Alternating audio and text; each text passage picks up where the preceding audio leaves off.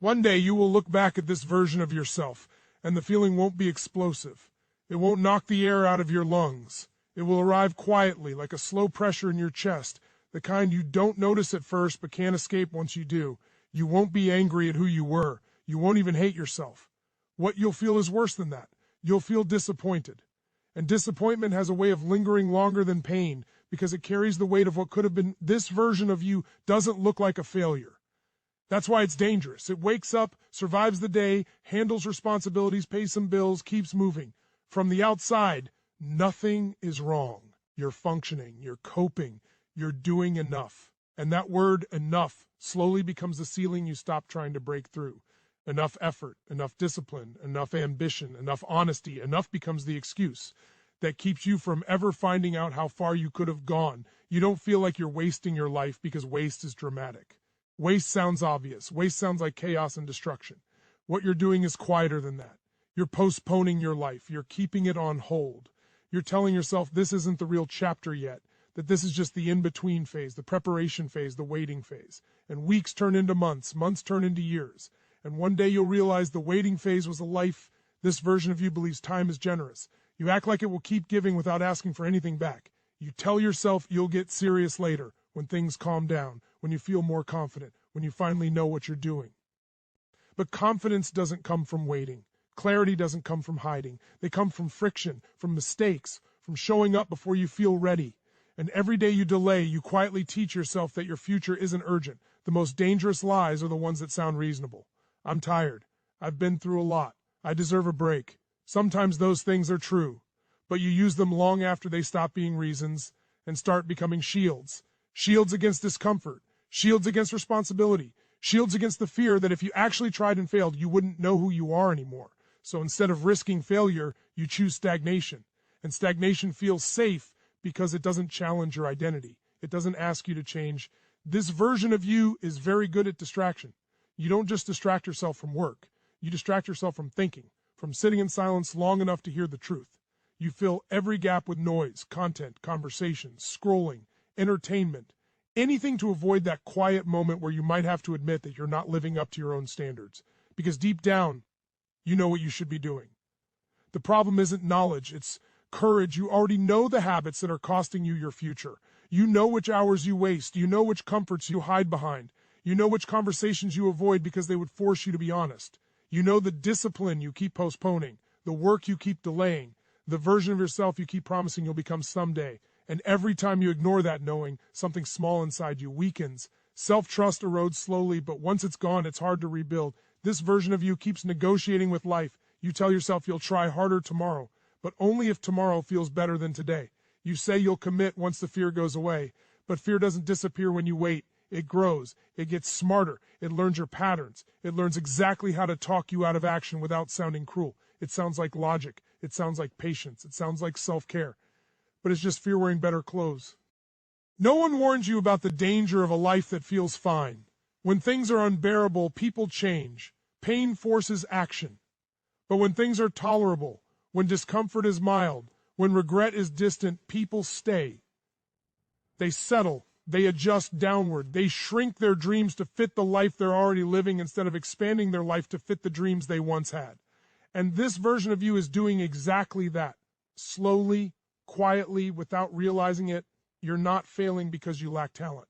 You're failing because you're avoiding discomfort consistently. You're avoiding the boredom of discipline, the loneliness of growth, the embarrassment of being a beginner, the responsibility of owning your time.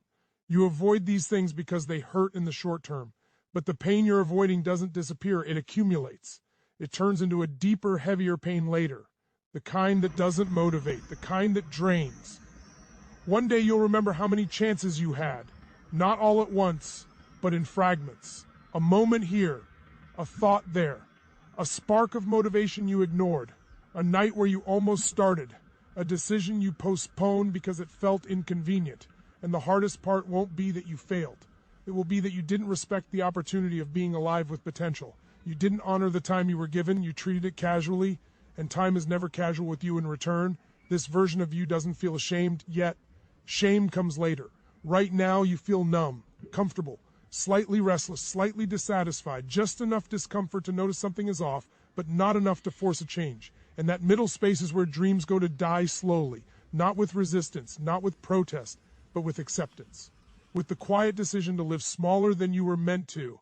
And here's the part you won't like hearing. No one is doing this to you. Not society, not your past, not your circumstances. Those things make it harder, yes, but they don't make the choice for you. Every day you choose who you're becoming.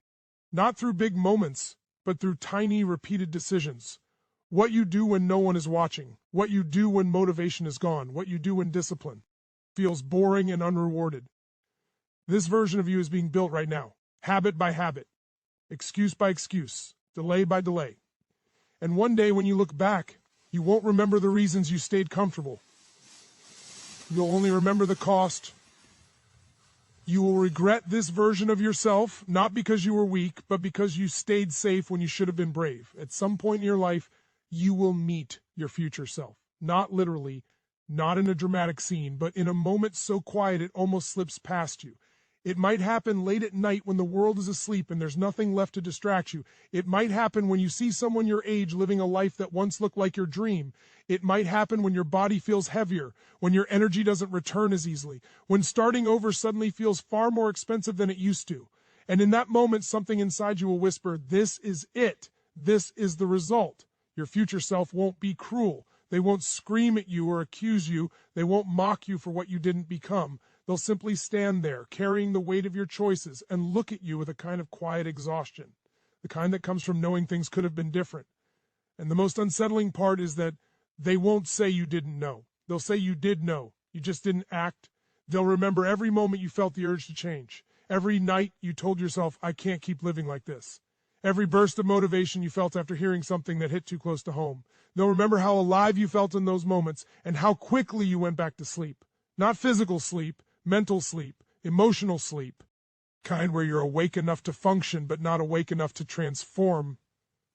Regret doesn't arrive all at once. It doesn't hit you like a truck. It seeps in slowly through comparison, through reflection, through moments that expose the gap between what is and what could have been.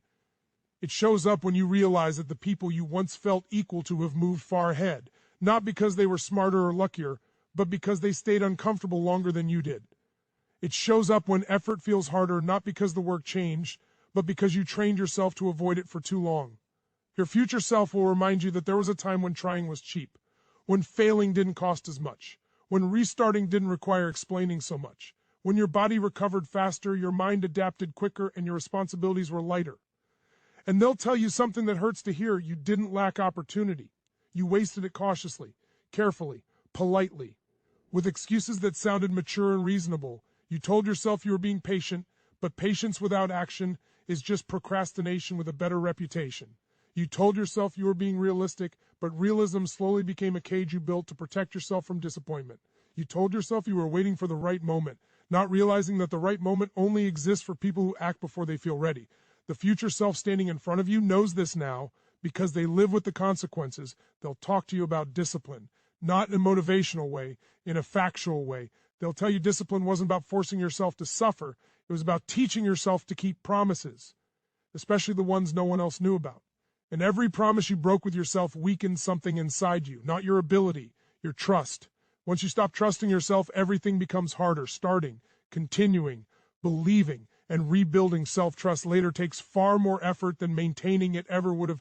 Your future self will tell you that motivation was never the issue. Motivation comes and goes for everyone. What mattered was what you did when it left. Did you still show up? Did you still move forward, even slowly? Or did you wait until you felt inspired again? Because waiting taught you a dangerous lesson that your actions depend on your feelings. And feelings are unreliable leaders. They'll tell you about boredom, about how most of the work that changes a life isn't dramatic, exciting, or emotionally rewarding. It's repetitive, quiet, often thankless. And you avoided it because it didn't feel meaningful enough in the moment. But meaning is something you recognize later, not something you feel immediately.